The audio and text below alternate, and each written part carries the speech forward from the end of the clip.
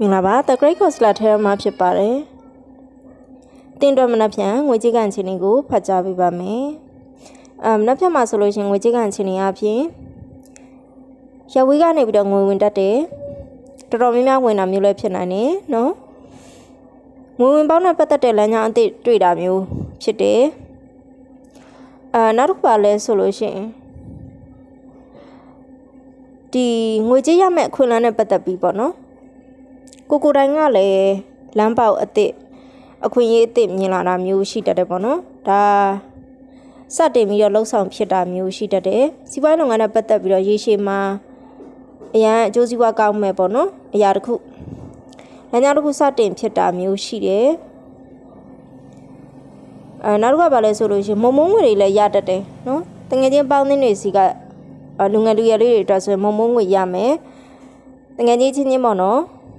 တမိုးကြီးလက်ဆောင်ပေးတာဒါပြန်ထုတ်ရောင်းထုတ်မယ်ဆိုလို့ရှိရင်တော့ငွေကြေးများများဆက်ဆက်ရတာမျိုးဖြစ်တတ်တယ်ဥပမာမနှက်ဖြတ်မှာရွှေတဲ့ပစ္စည်းဖြစ်စေအဲ့လိုမျိုးအယောင်းဝယ်တွေလုပ်လို့ရှိရင်တော့ကိုယ့်အတွက်စိတ်အေးချမ်းရတယ်ပျော်ရွှင်ရတဲ့အခြေအနေမျိုးဖြစ်ပါလိမ့်မယ်နောက်တစ်ခုကလက်ရှိလုပ်နေရစီးပွားရေးရှိရဆိုလို့ရှိရင်အဲ့စီးပွားရေးကနေပြီးတော့မနှက်ဖြတ်မှာပေါ့နော်အမြတ်ဆုံးများများဆက်ဆက်ရလိမ့်မယ်စက်တူရှယ်ယာကိစ္စလုပ်ထားမျိုးတွေရှိရဆိုရင်